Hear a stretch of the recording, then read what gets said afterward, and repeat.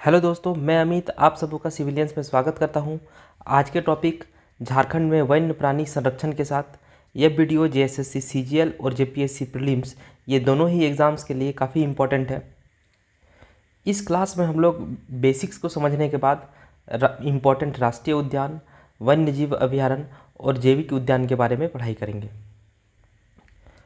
बहुत सारे फैक्ट्स मैं इस वीडियो में आप लोगों को याद करवाऊंगा जो एग्ज़ाम के पॉइंट ऑफ व्यू से काफ़ी इम्पोर्टेंट होने वाला है।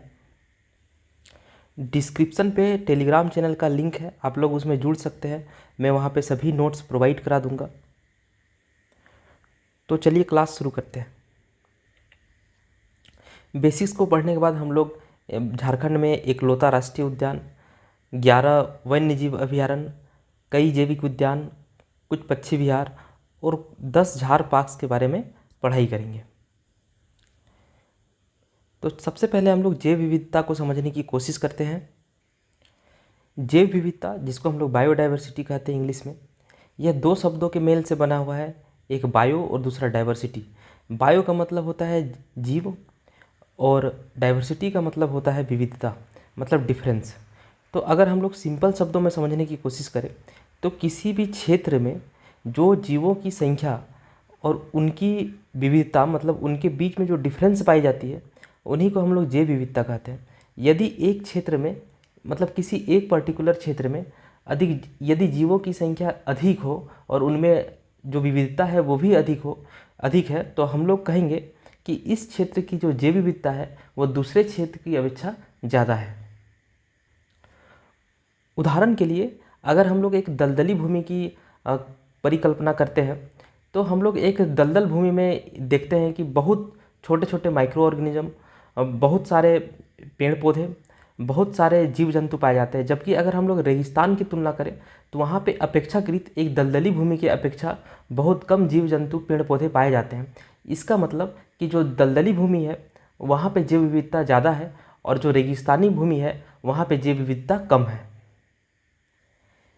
इस चैप्टर में जो हम लोग राष्ट्रीय उद्यान, बायोडाइवर्सिटी पार्क्स, झार parks, wild life sanctuary, bird sanctuary, ये जितने भी चीज़ हम लोग देखेंगे, ये सभी का कहीं ना कहीं उद्देश्य जो है वो जैव विविधता का संरक्षण के लिए इन चीज़ों को बनाया गया है। तो आखिर जैव विविधता का संरक्षण क्यों आवश्यक है, इस बात को सबसे पहले हम लोग समझते हैं।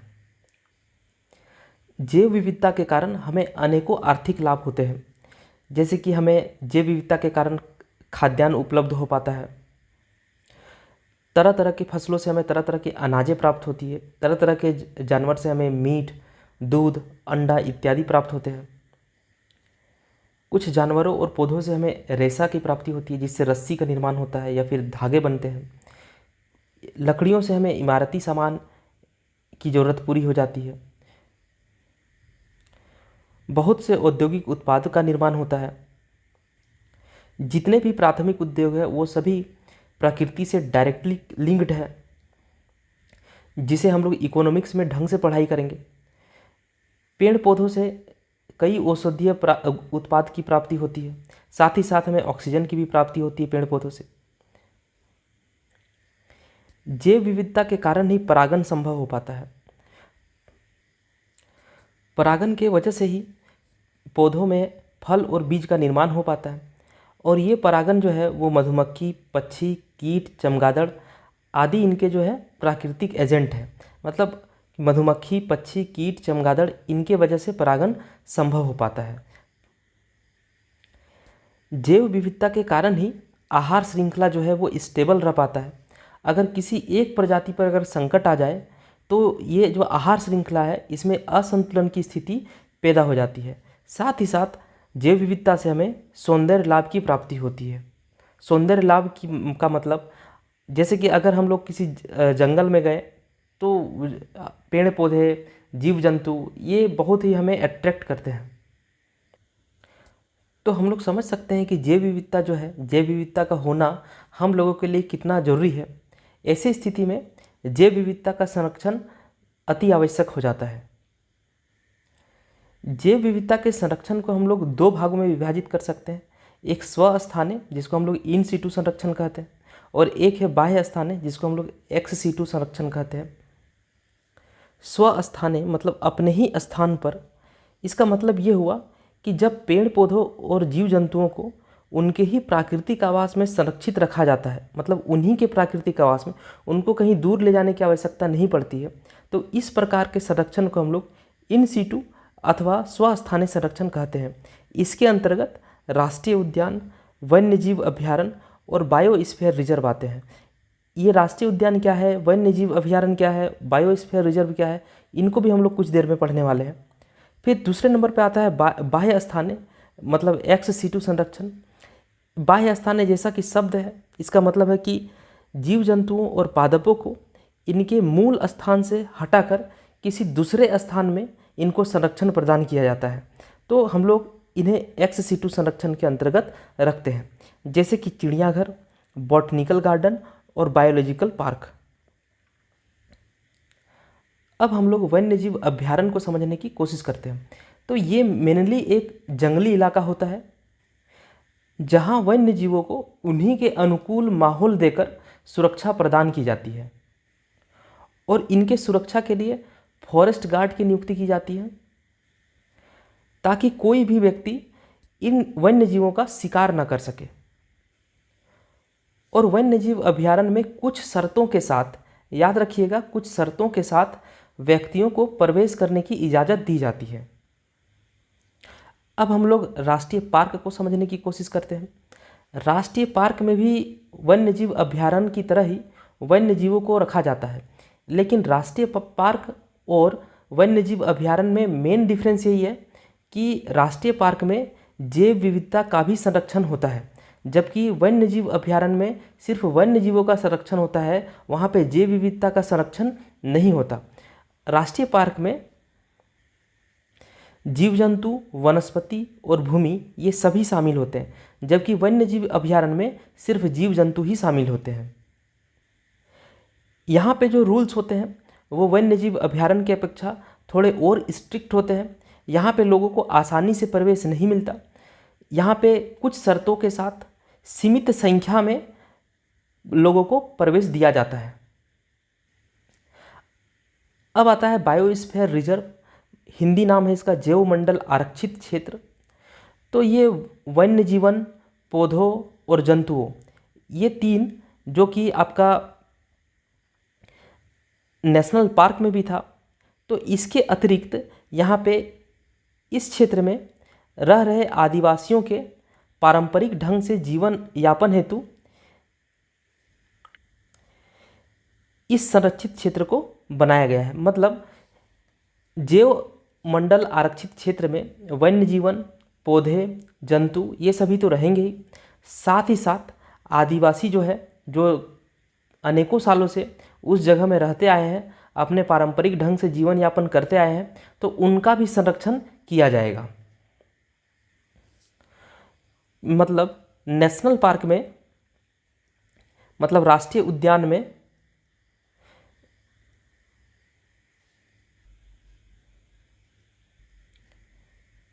जैव विविधता, साथ ही साथ वन्य जीव, इनका संरक्षण किया जाता है। जबकि वाइल्ड लाइफ सेंचुरी मतलब वन्य जीव अभयारण्य में सिर्फ और सिर्फ वन्य जीवों की संरक्षण की जाती है। और बायोस्फीयर रिजर्व में जैव विविधता, वन्य जीव और उस क्षेत्र में काफ़ी सालों से रह रहे आदिवासियों का भी, मतलब ट्राइबल्स का भी संरक्षण किया जाता है। और नेशनल पार्क में जो रूल्स होते हैं वो सबसे ज़्यादा स्ट्रिक्ट होते हैं इन तीनों में से। उसके बाद वाइल्ड लाइफ सेंचुरी में जो रूल्स हैं वो थोड़े कम स्ट्रिक्ट होते हैं, और बायोस्फीयर रिजर्व में उन दोनों से रूल्स कम स्ट्रिक्ट होते हैं। बायोस्फीयर रिजर्व जो है वो एक बड़ा सा भूभाग होता है, और एक बायोस्फीयर रिजर्व के अंदर कई सारे वाइल्ड लाइफ सेंचुरी मतलब वन्य जीव अभयारण्य हो सकते हैं, और एक वन्य जीव अभयारण्य के अंदर एक या एक से अधिक नेशनल पार्क भी हो सकते हैं। ये नेशनल पार्क जो है वो वन्य जीव अभयारण्य में न होके बायोस्फीयर रिजर्व के अंदर पे भी इंडिपेंडेंटली हो सकते हैं। तो इस डायग्राम से हम लोग समझ सकते हैं कि सबसे बड़ा जो क्षेत्र होता है वो बायोस्फीयर रिजर्व का होता है, फिर वाइल्ड लाइफ सेंचुरी का होता है, और फिर नेशनल पार्क का होता है। और सिक्योरिटी के हिसाब से नेशनल पार्क का जो रूल्स है वो सबसे ज़्यादा टफ होता है, उससे कम रूल्स जो है वाइल्ड लाइफ सेंचुरी में होते हैं, और सबसे कम रूल्स एंड रेगुलेशंस जो है वो बायोस्फीयर रिजर्व में होते हैं। अब हम लोग कार्बन स्टॉक को समझने की कोशिश करते हैं। तो कार्बन स्टॉक जो है, जो हमारे वन है, तो वनों में जो कार्बन मौजूद रहता है, अब ये कार्बन या तो अकार्बनिक रूप में हो सकते हैं या तो कार्बनिक रूप में हो सकते हैं। कार्बनिक रूप जैसे कि पेड़ पौधे, जीव जंतु सभी जो है वो कार्बन से निर्मित है, और अकार्बनिक का मतलब होता है कि जितने भी मिनरल्स के रूप में जो कार्बन होते हैं वो अकार्बनिक के अंदर आते हैं। अब हम लोग एक इम्पॉर्टेंट फैक्ट, राजमहल जीवाश्म उद्यान। तो जैसा कि ये शब्द, ये जो है राजमहल लग गया, तो ये जो है साहिबगंज जिला के अंतर्गत आता है। और ये राजमहल जीवाश्म उद्यान जो डेवलप किया गया है, ये नेचर क्लब जो कि राजमहल की पहाड़ियों के आसपास है उसके द्वारा विकसित किया गया है। तो हमें इतना नहीं याद रखना है, सिर्फ ये याद रखना है कि राजमहल जीवाश्म उद्यान जो है वो साहिबगंज जिला में है। तो कैसे याद रखेंगे, यहाँ पे देखिए राज है और यहाँ पे देखिए साहिब है, और आजकल जो है वो साहब लोगों का ही राज है। तो साहिबगंज जिला में राजमहल जीवाश्म उद्यान। अब जो अगला फैक्ट है वो है वन्य जीव प्रबंधन योजना। तो जैसे कि वन्य जीव प्रबंधन है, तो यहीं से समझ सकते हैं, मतलब वन्य जीव के लिए क्या था, तो वन्य जीव अभ्यारण्य। तो इन्हीं वन्य जीव अभ्यारण्यों के लिए 10 वर्ष की अवधि के लिए ये योजना जो है झारखंड सरकार के द्वारा शुरू की गई। इसमें इम्पोर्टेंट क्या है, तो यह वन्य जीव प्रबंधन योजना जो है वो कितने अवधि रहती है इस योजना की, तो है आंसर होगा 10 वर्ष। अब इस फैक्ट को कैसे याद रखेंगे, तो जैसे कि इंसानों के लिए, हम लोग के लिए जो चुनाव होता है वो 5 वर्ष के लिए होता है, 5 वर्ष के बाद फिर से चुनाव होता है। तो जानवरों के लिए कितने में होगा, तो आप याद रखिएगा, यहाँ 5 है तो वहाँ पे 2 गुना, मतलब 10 वर्ष। तो बस ऐसे रिलेट करके आप याद रख लीजिए, वन्य जीव प्रबंधन योजना 10 वर्ष की अवधि के लिए। और राजमहल जीवाश्म उद्यान, तो राजमहल में राज है, राज जो है वो किसका है, साहब लोगों का है। तो राजमहल जीवाश्म उद्यान जो है वो साहिबगंज जिला में होगा। और वन्य जीव प्रबंधन योजना हम लोगों का प्रबंधन, मतलब हम लोगों का जो चुनाव के बाद जो टेन्योर चलता है 5 साल का, तो वन्य जीवों के लिए कितना चलेगा, तो वो 10 साल का। अब झारखंड सरकार के द्वारा स्टेट वाइल्ड लाइफ बोर्ड का गठन किया गया। इसका काम क्या होगा, तो वही वाइल्ड लाइफ को प्रोटेक्ट करने के लिए। तो ये जो है, ये संस्था जो है, ये भी 10 सदस्यीय संस्था है, और इसके अध्यक्ष जो है वो मुख्यमंत्री होंगे। आप एक चीज़ याद रखिएगा, जो भी स्टेट लेवल का जितना भी प्राधिकरण या फिर जितना भी संस्था होगा, ज़्यादातर में जो अध्यक्ष होंगे वो मुख्यमंत्री जी होंगे। अगला और इम्पॉर्टेंट फैक्ट जो है वह है सबसे बड़ा और सबसे पुराना वन्य जीव अभ्यारण्य, जिसका आंसर होगा पलामू वन्य जीव अभ्यारण्य। अब इसको कैसे याद रखेंगे, अगर आपके सामने सबसे बड़ा और सबसे पुराना कोई वन्य जीव आ जाए तो आप क्या करेंगे, आप जो है वो पलायन कर जाएंगे। और पलायन शब्द किस में है, पलामू में, पलायन, तो आप भाग जाएंगे। फिर एक बार इसको रिपीट करते हैं, सबसे बड़ा और सबसे पुराना अगर वन्य जीव अभ्यारण्य है तो वह है पलामू वन्य जीव अभ्यारण्य। मतलब सबसे बड़ा और सबसे पुराना अगर वन्य जीव आपके सामने आ जाए तो आप जो है वो पलायन कर जाइएगा, आप भाग जाइएगा। आप इसको ऐसे याद रखिए। और सबसे छोटा वन्य जीव अभ्यारण्य जो है वह है उधवा वन्य जीव अभ्यारण्य। अब इसको कैसे याद रखिएगा, उधवा से तोड़ के निकाल लीजिए, उधवा का हो जाएगा दुधवा। और दूध जो है वो कौन पीता है, तो जो छोटा होता है, छोटा बच्चा वही पीता है। तो छोटा वन्य जीव अभ्यारण्य जो है, सबसे छोटा वन्य जीव अभ्यारण्य जो है वो हो जाएगा उधवा वन्य जीव अभ्यारण्य। अब इसे साहिबगंज से कैसे कनेक्ट करें, तो दूध जो है वो साहब लोग भी पिएंगे। मतलब साहब लोग पानी कम और दूध ज़्यादा पीते हैं। 2 वन्यजीव अभयारण्य ऐसे हैं जो कि पक्षियों के लिए समर्पित है। कौन कौन सा? तो एक उधवा और एक गौतम बुद्ध। इसको कैसे याद रखिएगा? इसमें उधवा जो शब्द है उसको थोड़ा सा चेंज कर दीजिए, उद्ध, और यहाँ पे क्या है? बुद्ध। उद्ध और बुद्ध ये दोनों एक से शब्द हैं। अब इनको पक्षियों से कैसे रिलेट करेंगे? तो बचपन में आप लोग एक कहानी पढ़े होंगे, गौतम बुद्ध को सिद्धार्थ के नाम से भी जाना जाता था, और इनका जो भाई था वो देवदत्त, और उस कहानी का नाम था हंस किसका। आप लोग बचपन में ज़रूर पढ़े होंगे ये चीज़, कि सिद्धार्थ और उसका एक भाई था जिसका नाम था देवदत्त, और उस कहानी का नाम था हंस किसका। तो यहाँ से रिलेट कर सकते हैं, हंस जो है वो पक्षी है, उद्ध, बुद्ध और हंस। तो उधवा वन्यजीव अभयारण्य, गौतम बुद्ध वन्यजीव अभयारण्य, ये दोनों ही समर्पित है पक्षियों के लिए। एक बार रिपीट करते हैं शुरू से। राजमहल जीवाश्म उद्यान, राज, आजकल जो राज है वो किसका है? तो साहेब लोगों का है, तो साहेबगंज जिला। चुनाव 5 साल में होता है, तो इंसानों के लिए 5 साल है, तो जानवरों के लिए कितना होगा? तो 10 साल का टेन्योर होगा। तो जो वन्यजीव प्रबंधन योजना है वह 10 वर्ष की अवधि के लिए होता है। और झारखंड में स्टेट वाइल्ड लाइफ बोर्ड का गठन किया गया है, ये भी 10 सदस्यीय होता है, वो 10 वर्ष, ये 10 सदस्यीय। और अध्यक्ष जो होंगे मुख्यमंत्री। एक चीज़ यहाँ याद रखिए कि कोई भी अगर प्राधिकार, स्टेट लेवल का कोई प्राधिकार है, या फिर स्टेट लेवल का कोई बोर्ड है, या फिर कोई समिति है, तो उनके अध्यक्ष जो होते हैं वो अधिकतर केस में मुख्यमंत्री जी होते हैं। सबसे बड़ा और सबसे पुराना वन्यजीव अभयारण्य, तो यहाँ से कैसे याद किए थे? सबसे बड़ा और सबसे पुराना वन्यजीव अगर हमारे सामने आ जाएगा तो हम लोग क्या करेंगे?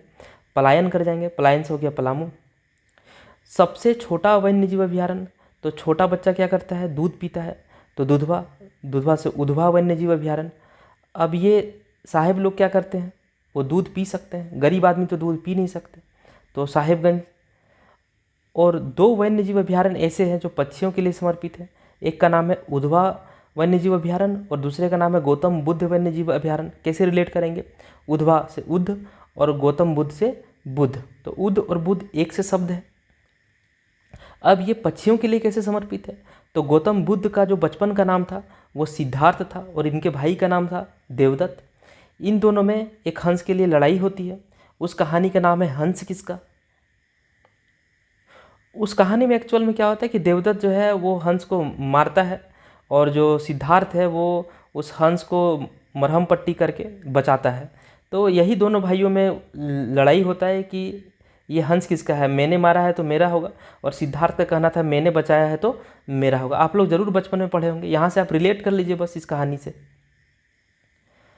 बाघ संरक्षण हेतु, तो बाघ में शुरू में ही बो है और इधर भी क्या है? बो है, बेतला। तो Betla national park, Betla national park जो मतलब बेतला राष्ट्रीय उद्यान जो है वो बाघ के संरक्षण के लिए है। अब हाथी संरक्षण हेतु, इसे कैसे याद रखेंगे? हाथी संरक्षण हेतु है दलमा वन्यजीव अभयारण्य। इसे याद रखने का क्या कनेक्शन है कि हाथी जो है वो कभी अकेले नहीं चलता, वो जब भी चलता है तो वो दल में चलता है। तो हाथी संरक्षण हेतु दलमा वन्यजीव अभयारण्य। और बाघ संरक्षण हेतु बाघ में बो है और बेतला में भी बो है। अब आता है एशियाई हाथियों के संरक्षण हेतु। तो इसके लिए बनाया गया सिंहभूम एलिफेंट रिजर्व प्रोजेक्ट, इसकी स्थापना हुई। याद रखिएगा, एशियाई हाथियों के संरक्षण हेतु सिंहभूम एलिफेंट रिजर्व प्रोजेक्ट की स्थापना हुई। तो सिंहभूम में अपने आप, सिंहभूम तो पूर्वी सिंहभूम, पश्चिमी सिंहभूम और सरायकेला खरसावां ये तीनों ही आ जाता है, तो क्षेत्र ऐसे भी याद रहेगा। और ऊपर में हम लोग पढ़े ना हाथी संरक्षण हेतु, तो हाथी जो है वो दल में चलता है, अकेले कभी नहीं चलता। तो दलमा वन्यजीव अभयारण्य, और ये दलमा, सारंडा, ये सब कहाँ है?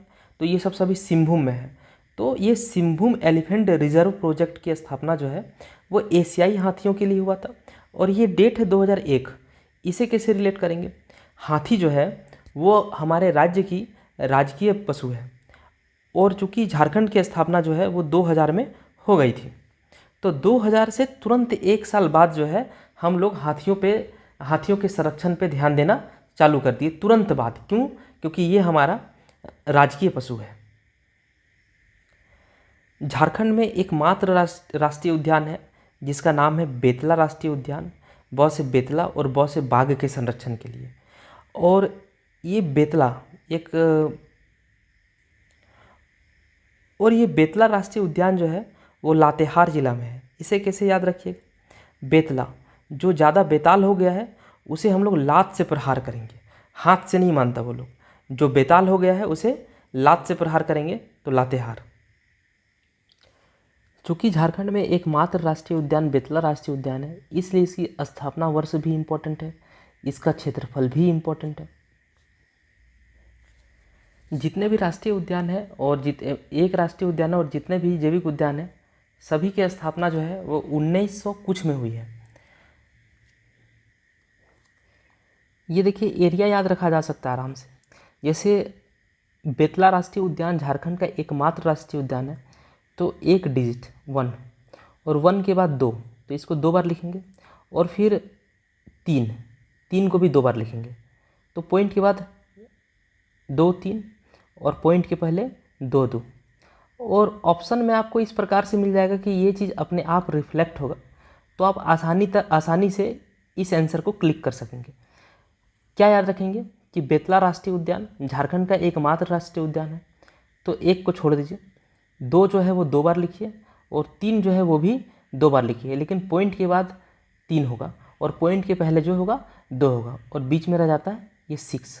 तो ऑप्शन में आपको आराम से ये रिफ्लेक्ट कर जाएगा। और ये 86 को आप याद रख लीजिए, इसके लिए कुछ भी जुगाड़ नहीं बन पा रहा है।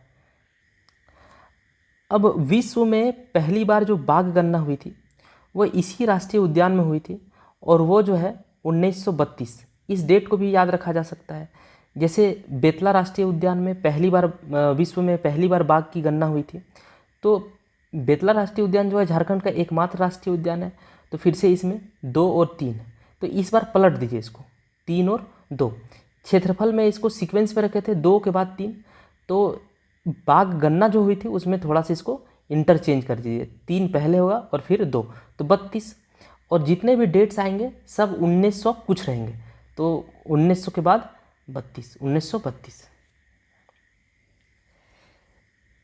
इसी बेतला राष्ट्रीय उद्यान के अंतर्गत आता है पलामू टाइगर रिजर्व, जो मुख्यतः बाघ, शेर और तेंदुआ के संरक्षण के लिए है, और इसकी जो स्थापना वर्ष है वो 1974 है। और ये जो बेतला राष्ट्रीय उद्यान है, इसको संरक्षित क्षेत्र जो घोषित किया गया था, जिस साल देश आज़ाद हुआ था उसी साल इसे घोषित किया गया था।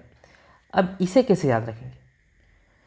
तो जैसे हम लोग ऊपर में भी याद किए थे कि जब झारखंड राज्य जो है वो 2000 में बना, तो 2000 के बाद 1 साल बाद मतलब 2001 में राज्य सरकार जो है वो यहाँ के हाथियों को संरक्षण देने के बारे में सोचा, क्योंकि हाथी जो है हमारे झारखंड राज्य की राजकीय पशु है।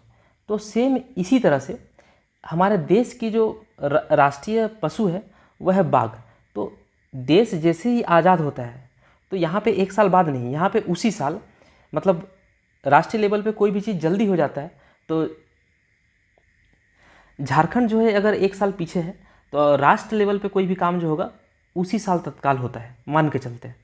तो जैसे ही देश आज़ाद होता है 1947 में, उसी साल बाघों को संरक्षित करने के लिए बेतला राष्ट्रीय उद्यान को संरक्षित क्षेत्र घोषित किया जाता है। और इसी राष्ट्रीय उद्यान में पलामू टाइगर रिजर्व है, तो इस 47 को आप सिर्फ इंटरचेंज कर दीजिए, तो 74 हो जाएगा। डेटाज को आप कभी भी डायरेक्ट याद मत करिए, नहीं तो एग्ज़ाम में ऑप्शन जो है वो आपको बहुत कन्फ्यूज करेंगे। लेकिन अगर डेटाज को आप इंटरकनेक्ट कर करके अगर याद करते हैं, तो वही ऑप्शन जो है वो आपको एग्ज़ाम में मदद करेगा। ज़रूरत है बस आपको चीज़ों को इंटरकनेक्ट करने की। डेटाज में ऐसा समझने वाला कुछ बात होता ही नहीं है, आपको हर हाल में इसे याद करना ही पड़ेगा।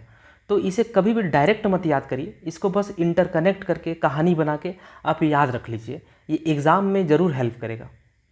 तो एक बार फिर से देख लेते हैं। जैसे बेतला राष्ट्रीय उद्यान झारखंड का एकमात्र राष्ट्रीय उद्यान है, तो इसका अगर क्षेत्रफल अगर ट्राई करेंगे निकालने का तो 1 लिखेंगे और 1 के बाद 2, तो 2 को 2 बार लिखेंगे और फिर 3, तो 3 को भी 2 बार लिखेंगे और फिर पॉइंट देंगे।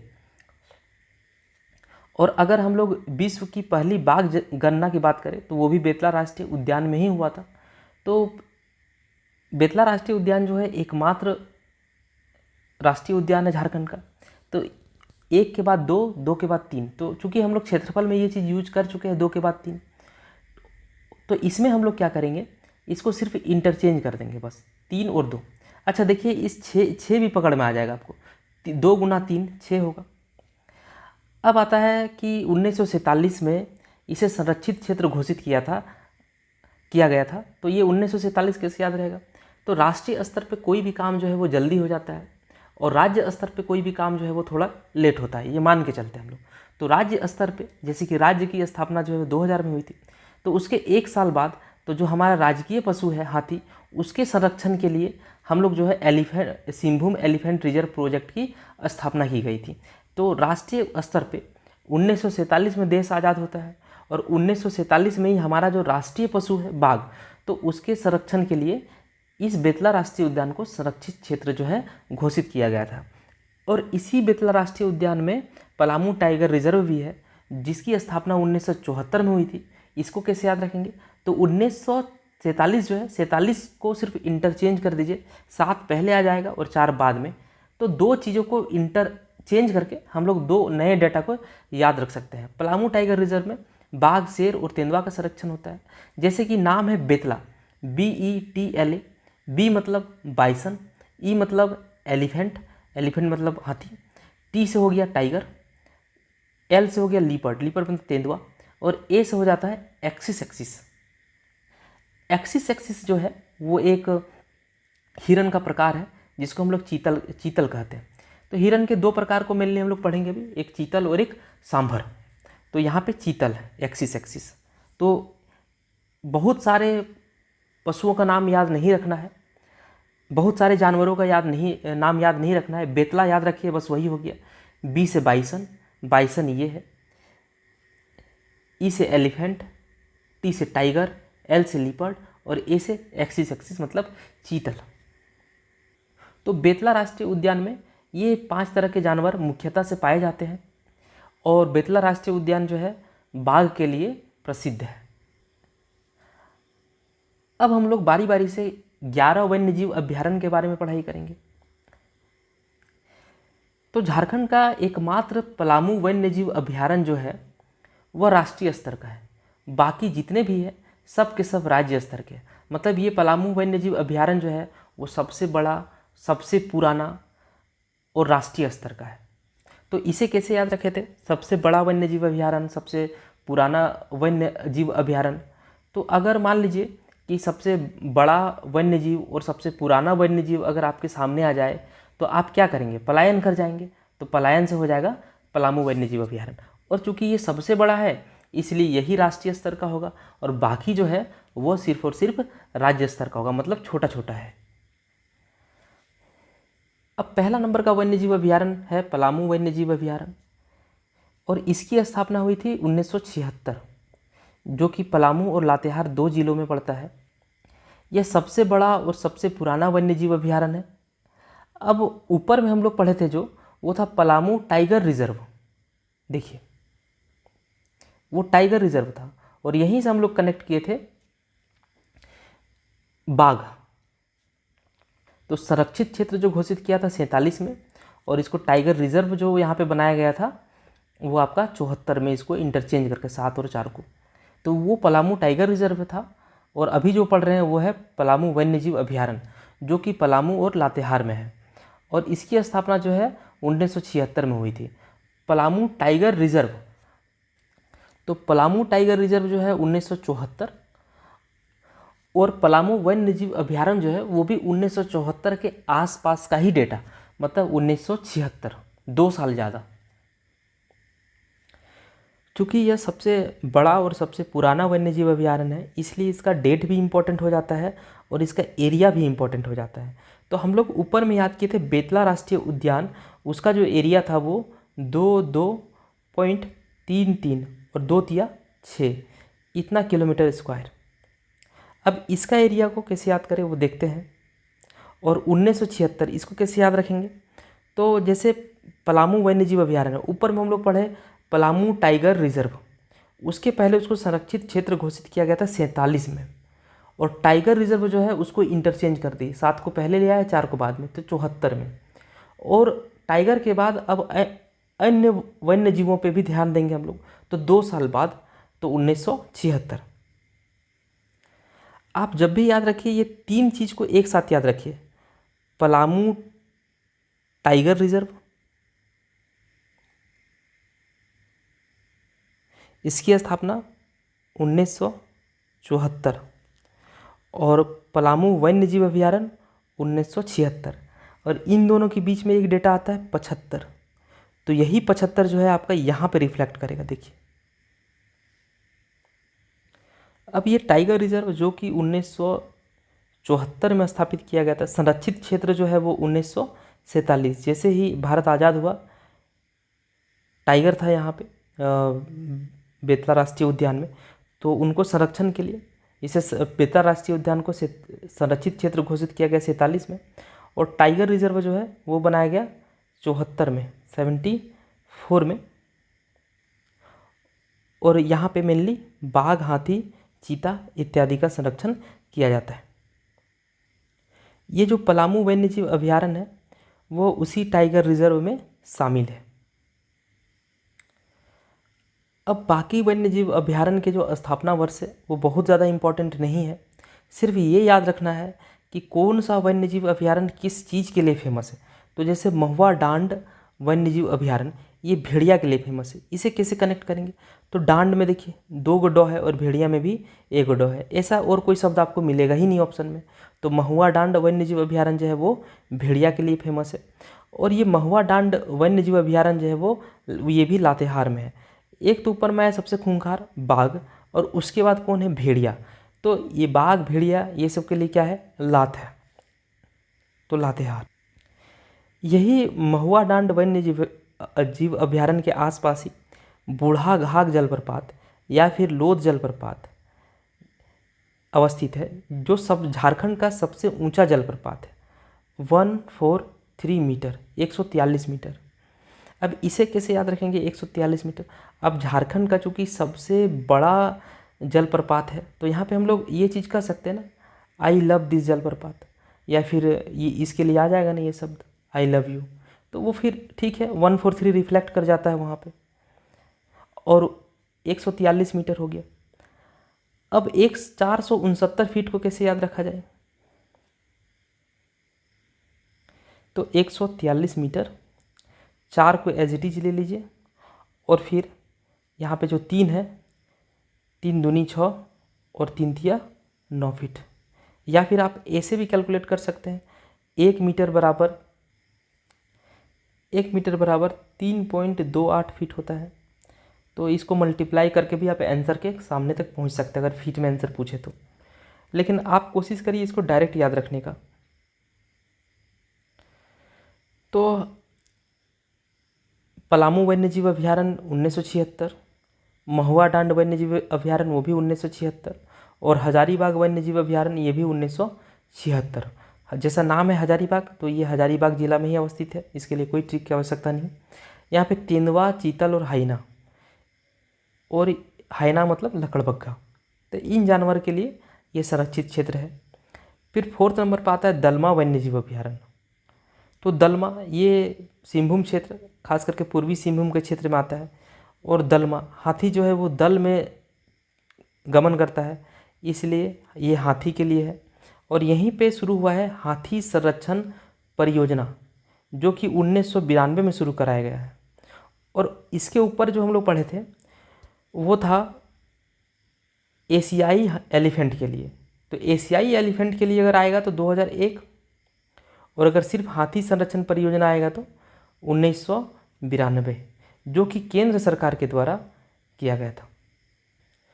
दलमा वन्य जीव अभ्यारण्य में मिलते हैं हाथी, तेंदुआ, भौंकने वाले हिरन, भालू और बंदर। ये सब नहीं याद रखने हैं, आपको बस ये याद रखना है कि दलमा वन्य जीव अभ्यारण्य जो है वो पूर्वी सिंहभूम में है और यहाँ पे हाथी संरक्षण परियोजना चलता है जो कि केंद्र सरकार के द्वारा है। फिर आता है लवालोंग वन्य जीव अभ्यारण्य जो कि चतरा में है। अगर आपके सामने लावा निकलने लगे, ज्वालामुखी फट के अगर लावा निकलने लगे तो ये आपके लिए बहुत ही खतरनाक स्थिति उत्पन्न कर देगी। तो लावा से खतरा और खतरा से कर दीजिए चतरा। इसकी स्थापना जो है वो 1978 में हुई थी। तो इस वन्यजीव अभ्यारण्य में बहुत प्रकार के पक्षी पाए जाते हैं, बाघ, तेंदुआ, सांभर एक हिरन का प्रकार है, चीतल भी एक हिरन का प्रकार है और नीलगाय। तो देखिए ये सांभर जो कि हिरन का प्रकार है और नीलगाय जो है वो दिखता इस गाय जैसा है, लेकिन शरीर का जो आकार है वो थोड़ा बड़ा होता है गाय से। नेक्स्ट आता है तोपचांची वन्यजीव अभ्यारण्य। तोपचांची वन्यजीव अभ्यारण्य का जो स्थापना है वो 1978 में हुआ था। अब यहाँ पे एक शब्द है तोप। तोप कौन खरीद सकता है? जिसके पास धन होगा। तोप जो है वो वही खरीद सकता है जिसके पास काफ़ी धन होगा। तो तोपचांची वन्यजीव अभ्यारण्य हो गया धनबाद में और ये इसका डेट जो है वो 1978 है। यहाँ पे इम्पॉर्टेंट बात क्या है कि जब ठंड का मौसम होता है, शीत ऋतु में, यहाँ पे प्रवासी पक्षियों का आगमन होता है। ये बात याद रखिएगा, प्रवासी पक्षियों का आगमन जो है तोपचांची वन्यजीव अभ्यारण्य में होता है जो कि धनबाद में है। यहाँ पे फेमस और क्या है तो तेंदुआ, जंगली बिल्ली, भौंकने वाले हिरन और लंगूर। तो जितने भी प्रकार के जानवर हैं लगभग सभी वन्यजीव अभ्यारण्य में एक से जानवर दिखाई पड़ते हैं। इसलिए आप आश्वस्त रहें कि ये सब से कोई क्वेश्चन खास प्रकार का पूछा नहीं जा सकता। तो वन्यजीव अभ्यारण्य से सिर्फ और सिर्फ जो है वो इम्पॉर्टेंट वन्यजीव अभ्यारण्य का एरिया और डेट और जगह पूछा जा सकता है। साथ ही साथ अगर वहाँ पे कुछ फेमस चीज़ हो तो वो पूछा जा सकता है। अब आता है पारसनाथ वन्यजीव अभ्यारण्य। तो पारसनाथ जो है वो गिरिडीह में है। इसे कैसे याद रखेंगे? जो कोई गिर जाता है उसका कोई भी नाथ नहीं होता, मतलब कोई भी सहारा नहीं होता। तो यहाँ पे है गिरी और नाथ। और इसकी स्थापना जो है 1984 में हुई थी। ये डेट बहुत इंपॉर्टेंट नहीं है। यहाँ पे इम्पोर्टेंट बात यह है कि पारसनाथ वन्यजीव अभ्यारण्य में झारखंड का सर्वोच्च शिखर मौजूद है जो कि संवेद शिखर के नाम से जाना जाता है। ये जैन धर्म को समर्पित है और इसकी ऊंचाई जो है 1365 मीटर है और 4478 फीट है। और ये पारसनाथ वन्यजीव अभ्यारण्य जो है वो तेंदुआ, रीछ मतलब एक प्रकार का भालू होता है, बंदर और नीलगाय के लिए फेमस है। तो ये है रीछ, जिसको हम लोग स्लोथ बियर भी कहते हैं। नेक्स्ट है आपका कोडरमा वन्यजीव अभ्यारण्य। तो ये कोडरमा जिले में है और ये तेंदुआ, सांभर, रीछ और नीलगाय के लिए फेमस है। कोई खास इंपॉर्टेंट क्वेश्चन यहाँ नहीं बन सकता। अगला है गौतम बुद्ध वन्यजीव अभ्यारण्य। तो गौतम बुद्ध वन्यजीव अभ्यारण्य जो है वो भी कहाँ है? कोडरमा में है। खास करके ये कोडरमा और गया दोनों ही में पड़ता है। इसकी स्थापना जो है 1986 में हुआ था। यहाँ पे इम्पोर्टेंट जहाँ से क्वेश्चन पूछा जा सकता है वो है पक्षियों का संरक्षण यहाँ पे किया जाता है। तो हम लोग वहाँ पे याद किए थे बुद्ध, और वहाँ पे एक था उधवा वन्यजीव अभ्यारण्य और एक गौतम बुद्ध वन्यजीव अभ्यारण्य। तो उद और बुद्ध दोनों को कनेक्ट किए थे। और गौतम बुद्ध का जो बचपन का नाम था सिद्धार्थ था। सिद्धार्थ का भाई देवदत्त था। तो देवदत्त जो है एक हंस को मार दिया, तो सिद्धार्थ जो है उसको मरहम पट्टी करके बचाता है। तो देवदत्त जो है वो दावा करता है कि ये जो हंस है ये मेरा है क्योंकि मैंने इसे मारा है। और जो सिद्धार्थ है वो दावा करता है कि नहीं, ये इसे मैंने बचाया है इसलिए हंस जो है हमारा है। तो उस कहानी का नाम था हंस किसका। तो आप लोग बचपन में पढ़े होंगे। वहाँ से हंस जो है वो पक्षियों के लिए है, तो पक्षियों का संरक्षण होता है। तो यहाँ पे टिटहरी, गिद्ध, बटेर, उल्लू, कबूतर आदि पक्षी का संरक्षण किया जाता है। टिटहरी इस तरह का होता है, बटेर ये है। बटेर जो है उसे खाया भी जाता है। और टिटहरी ये एक ऐसा पक्षी है जिससे हम लोग मानसून का प्रिडिक्शन करते हैं। अगर ये टिटहरी अगर अंडा जो है वो ऊंचाई पर देता है तो यहाँ से ये समझ में आता है कि मूसलाधार बारिश होने वाली है, और अगर टिटहरी जो है वो नीचे क्षेत्र में अंडा देती है तो ये समझा जाता है कि बारिश जो है वो मीडियम टाइप की रहेगी। अब आता है पालकोट वन्यजीव अभयारण्य। तो ये पालकोट वन्यजीव अभयारण्य जो है वो गुमला में है। अब यहाँ पे देखिए एक शब्द है कोट। आप किसी शादी वादी में गए, कोट पहन के खूब मस्ती किए और कोट जो है वो आपका गुम गया, तो गुमला। इसकी स्थापना 1990। ये तेंदुआ, रीछ और हिरन और बंदर के लिए फेमस है, नहीं याद रखना आपको। फिर आता है उधवा झील वन्यजीव अभयारण्य। उधवा हम लोग अभी अभी याद किए थे, ये पश्चिम बिहार है। और उधवा से हम लोग एक शब्द और लिए थे, उधवा से दूधवा, दूधवा से दूध, और दूध जो है वो गरीब आदमी तो नहीं पियेंगे, साहब ही पियेंगे, तो साहबगंज। और ये सबसे छोटा पश्चिम बिहार है, या फिर सबसे छोटा वन्यजीव अभयारण्य है। कैसे याद रखेंगे इसको? क्योंकि साहब लोगों की संख्या जो होती है वो बहुत कम होती है, एक ज़िला में साहब की संख्या बहुत कम होती है, इसलिए हम लोग सबसे छोटा इसको कह सकते हैं, जो कि 5.65 किलोमीटर स्क्वायर है, 5.65 किलोमीटर स्क्वायर। और इसकी स्थापना 1991 में हुई थी। यहाँ पे मैना, बुलबुल, चील, कबूतर, गीद, गोरैया आदि पक्षी पाए जाते हैं। यहाँ पे इम्पोर्टेंट क्या है उधवा पश्चिम बिहार में और तोपचांची वन्यजीव अभयारण्य में, कि ठंड के मौसम में यहाँ पे प्रवासी पक्षी आते हैं, जैसे स्नूपबिल, किंगफिशर और गोल्डन ओरियो। तो स्नूपबिल कुछ इस तरह से दिखता है, किंगफिशर इस तरह से, और गोल्डन ओरियो पीला रंग का इस तरह से दिखता है। तो हम लोग राष्ट्रीय उद्यान और वन्यजीव अभयारण्य खत्म कर लिए। अब हम लोग प्रमुख पश्चिम बिहार के बारे में पढ़ते हैं, बर्ड सेंचुरी का। इनके बारे में ज़्यादा कुछ नहीं, सिर्फ ये कहाँ पे अवस्थित है वो समझना है। तो तिलैया पश्चिम बिहार कोडरमा में अवस्थित है। देखिए 5वां नंबर, ये उधवा पश्चिम बिहार जो है वो तो हो गया क्लियर, साहिबगंज में है। तिलैया पश्चिम बिहार, तिलैया डैम, ये तो कोडरमा में ही अवस्थित है, इसे आप लोग याद कर लीजिए डायरेक्ट। और तेनूघाट पश्चिम बिहार और चंद्रपुरा पश्चिम बिहार, ये दोनों बोकारो में है। तेनूघाट में थर्मल पावर प्लांट भी है और ये बोकारो में अवस्थित है। चंद्रपुरा,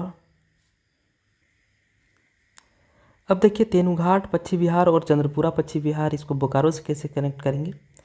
तो तेनू में है तेनू, तो तुम, और बोकारो में बोका, तुम बोका है। और पूरा में, चंद्रपुरा में पूरा है और बोकारो में बोका है, तो तुम पूरा बोका है। और बोका शब्द जो है वो झारखंड में बहुत फेमस है, बोका मतलब बुद्धू होता है। अब है ईचागढ़ पश्चिम बिहार, ये सरायकेला खरसावां में है, ये आप लोग याद रख लीजिएगा।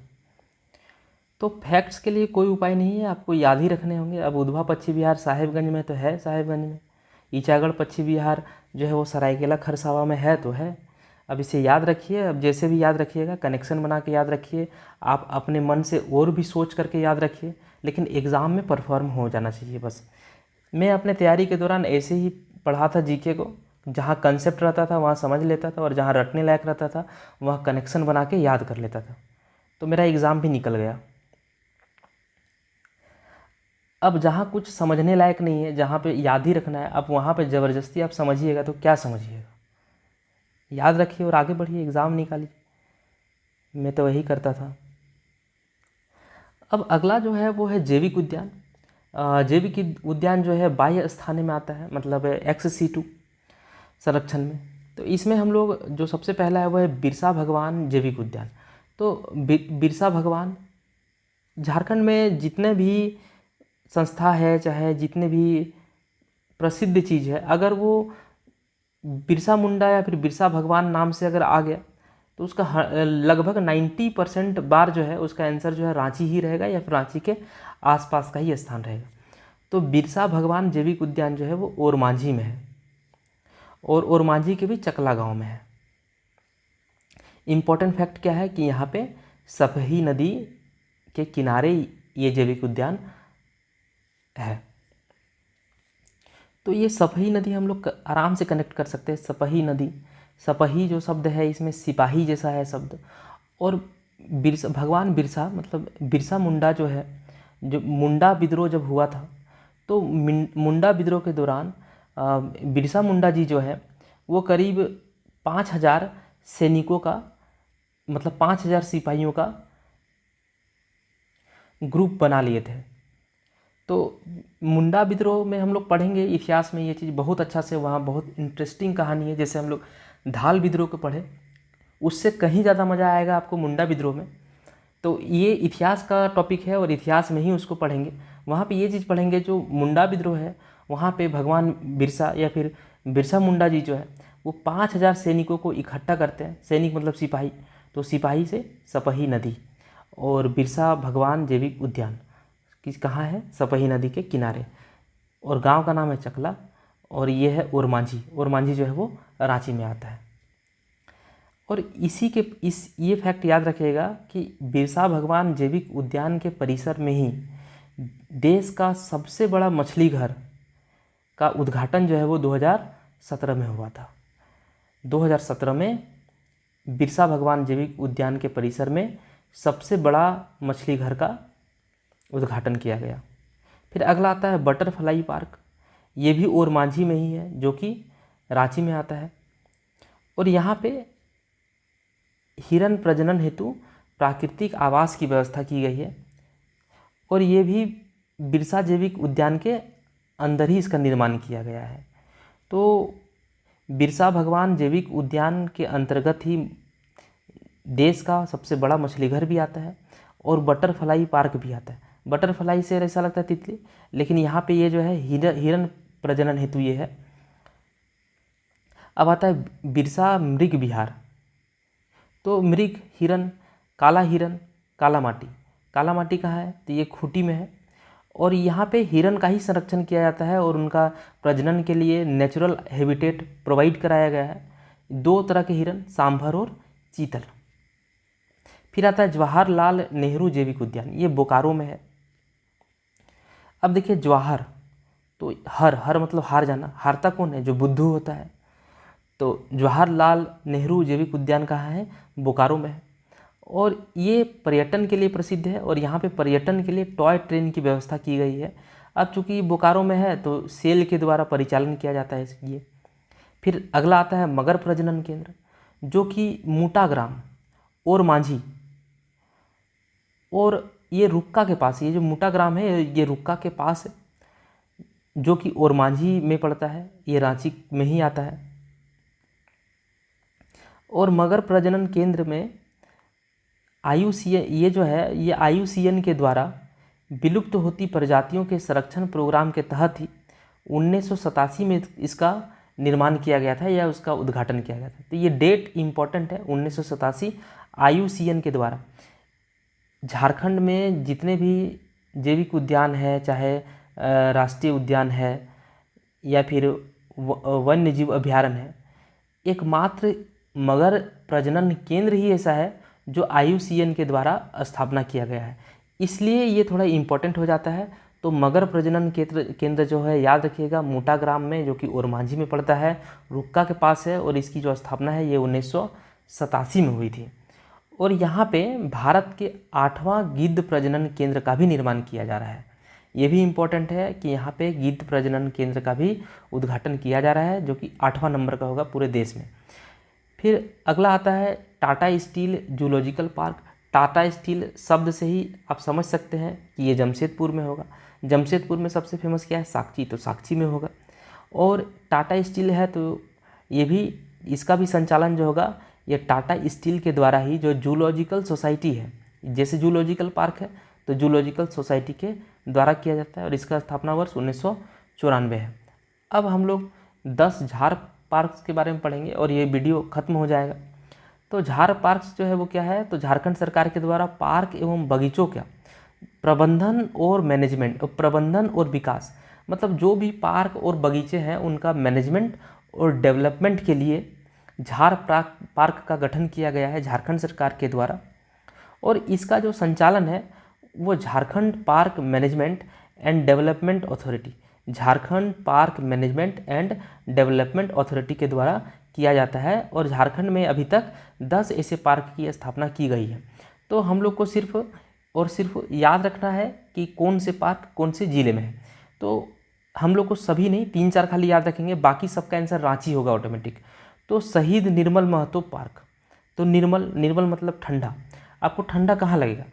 अगर आप 1000 बागों के पास में रहेंगे, हज़ारों बाग हैं आपके पास, हज़ारों मतलब बगीचे हैं आपके पास, तो वहाँ पे मन भी शीतल हो जाएगा और मौसम भी शीतल। तो निर्मल, शहीद निर्मल महतो पार्क जो है वो हजारीबाग में है। अब आता है अंबेडकर पार्क, ये है सिल्ली में। जब संविधान का निर्माण नहीं हुआ था तो लोग सिल्ली सिल्ली मिस्टेक करते थे, लेकिन अंबेडकर साहब जो है उन्होंने संविधान का निर्माण करके हमें सिल्ली मिस्टेक से बचा लिया।